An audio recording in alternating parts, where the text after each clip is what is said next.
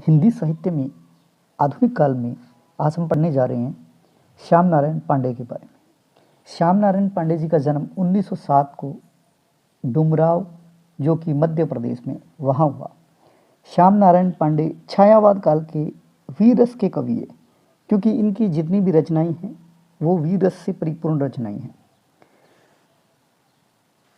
श्याम नारायण पांडे की आवाज़ में ही 1988 में आकाशवाणी गोरखपुर में अभिलेखागार हेतु उनके संस्मरण रिकॉर्ड किए गए।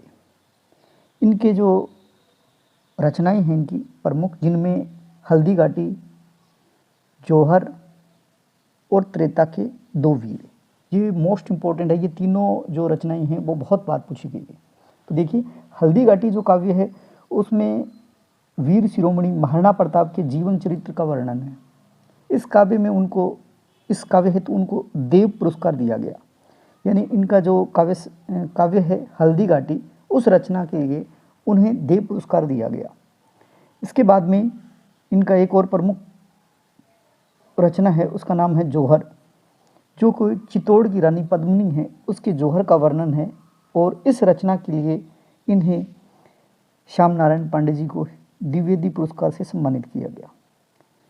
इसके बाद में इनकी एक प्रमुख और रचना है त्रेता के दो वीर, जिसमें दो वीर है कौन कौन से, लक्ष्मण और मेघनाथ, उनका वर्णन किया गया है। तो श्याम नारायण पांडे जी की प्रमुख रचनाएं हैं, जो मुख्य रूप से हमने तीन पढ़ी, जिसमें नंबर 1 हल्दी घाटी, जो कि 1939 में लिखी गई और कुल 17 सरंग है। उसके बाद में हमने पढ़ा जौहर, जो कि 1944 में लिखी गई और इसमें चित्तौड़ की रानी पद्मिनी के जौहर का वर्णन है। इसके बाद में हमने पढ़ा त्रेता के दो वीर, जो इसमें जो दो वीर है वो लक्ष्मण और मेघनाथ है, उसका वर्णन किया गया। इसके अलावा इनकी प्रमुख रचनाएं हैं, जिनको एक बार देख लीजिए। ये तीन तो मोस्ट इम्पोर्टेंट है। इसके अलावा हल्दी घाटी, जौहर, तुमुल, त्रेता के दो वीर, रूपांतर, रिमझिम, माधव, आरती, उसके बाद में जय हनुमान, गोरावध, उसके बाद में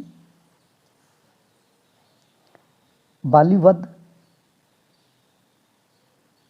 परशुराम, उसके बाद आंसू के कण, ये इनकी प्रमुख रचनाएं हैं। इसमें से आपको तीन तो मोस्ट इंपॉर्टेंट है, वो याद ही रखनी है। श्याम नारायण पांडे जी का जन्म 1907 डुमराव, मध्य प्रदेश में, और इनकी जो तीन रचनाएं हैं वो नंबर 1 पे याद रखिए हल्दी घाटी, दूसरी जौहर, तीसरी त्रेता के दो वीर।